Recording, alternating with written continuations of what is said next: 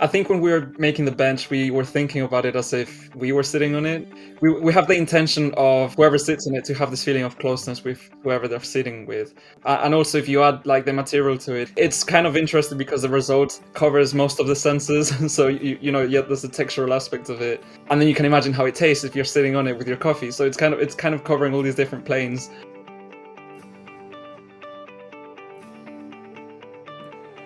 Earlier this year, the LFA launched the 4th edition of the City Ventures competition, a design competition in collaboration with Cheapside Business Alliance and Aldgate Connect Bid.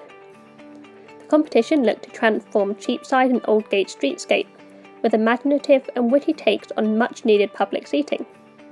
We caught up with each of the winning designers to find out the story behind the benches. Here, Andreas, Jerry and Dominika tell us about their bench, Sobremesa.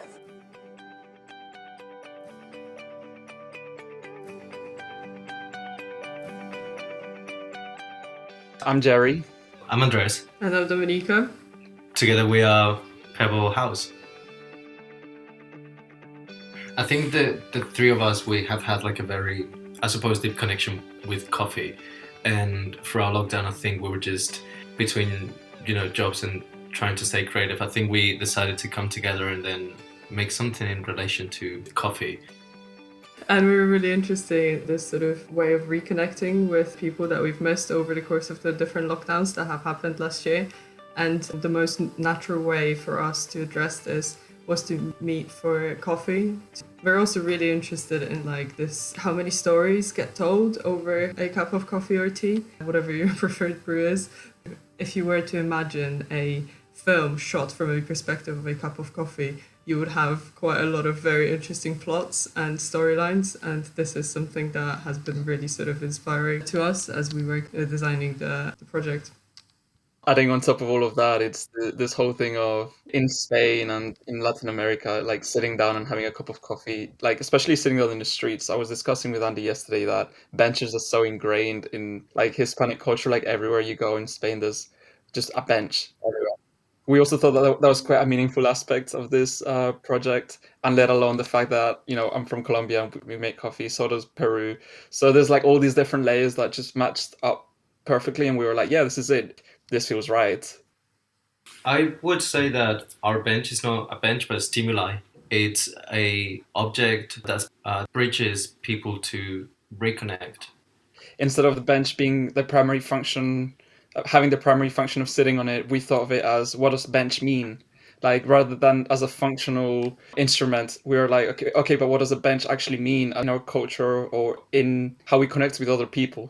So we didn't really think of deconstructing the form of a bench and then redesigning it from scratch. It was like, we thought of the meaning behind it first, and then we just sort of thought, yeah, you know what, this monolith shape, it just works. It really translates the materiality that we're expressing. We wanted to keep the material something that was really evident.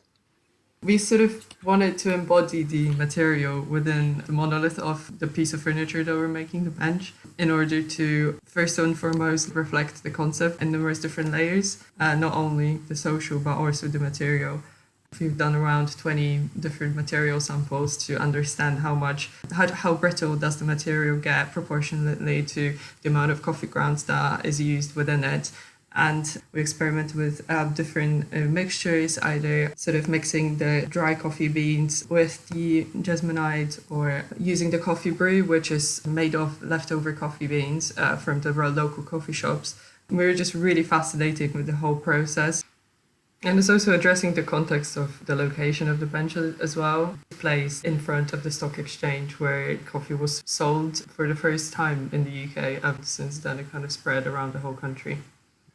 You look at the Lloyd's building originally back in the 1800, was named basically the first coffee house. So it still follows that story of gatherings and talking and engaging.